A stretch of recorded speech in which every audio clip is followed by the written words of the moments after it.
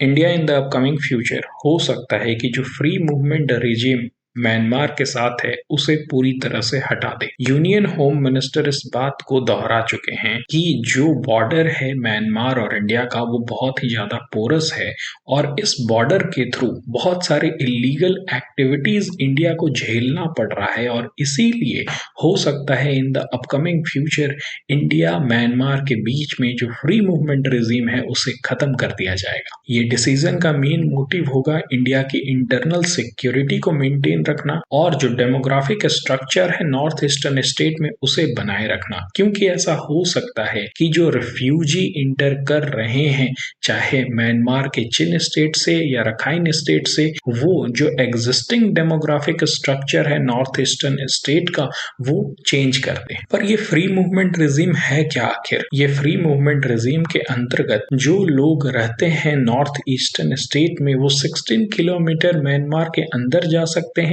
और म्यांमार के लोग भी इंडिया के अंदर आ सकते हैं विदाउट एनी पासपोर्ट और वीजा। इंडिया म्यांमार के साथ 1643 किलोमीटर लॉन्ग बॉर्डर शेयर करता है जो गुजरता है अरुणाचल प्रदेश होते नागालैंड, मणिपुर और मिजोरम को कवर करता है। तो ये इतना बड़ा एरिया है जिसे कवर करने में बहुत टाइम लगेगा, बट क्योंकि ये इंटरनल सिक्योरिटी से जुड़ा हुआ मुद्दा है इसीलिए अमित शाह ने ये कहा है कि जल्द से जल्द इस पूरे रीजन को फेंसिंग की जाएगी। ये काम इंडिया के मणिपुर में स्टार्ट भी हो गया है क्योंकि हमने कुछ मंथ पहले ही देखा कि जो इंसर्जेंस मणिपुर में इंटर हो रही थी थ्रू द म्यांमार बॉर्डर वो वहां की डेमोग्राफी भी चेंज कर रही थी और इंटरनल कॉन्फ्लिक्ट भी बढ़ा रही थी। ये जो दो एथनिक ट्राइब लड़ रहे थे वो थे कुकी और मितई, जहां मितई अपने आप को मणिपुर का ही एक ट्राइब बताते हैं। कुकी का जो एग्जिस्टेंस है वो कहीं ना कहीं चिन स्टेट ऑफ म्यांमार से जुड़ा हुआ है। उसके साथ साथ हमें म्यांमार का सिचुएशन भी समझना पड़ेगा। म्यांमार में अभी मिलिट्री जुंटा रूल कर रही है।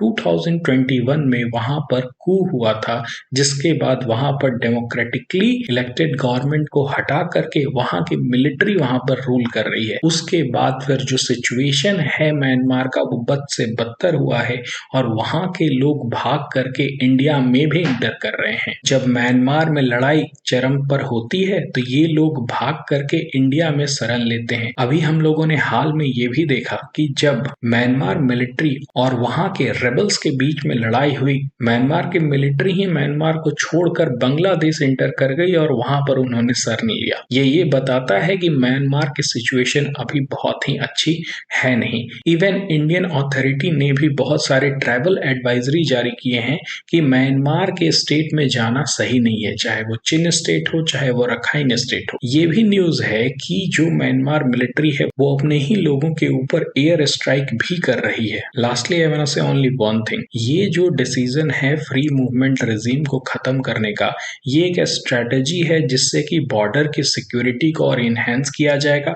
भारत की डेमोग्राफी जो है उसे चेंज नहीं होने दिया जाएगा और इंटरनल सिक्योरिटी को और बेहतर बनाया जाएगा। इवन इसका ब्रॉडर इम्पैक्ट में जो आर्म्स एंड एम्यूनिशन का स्मगलिंग होता है या फिर जो ड्रग्स का स्मगलिंग होता है उससे भी रोकने में बहुत बड़ी कामयाबी मिलेगी।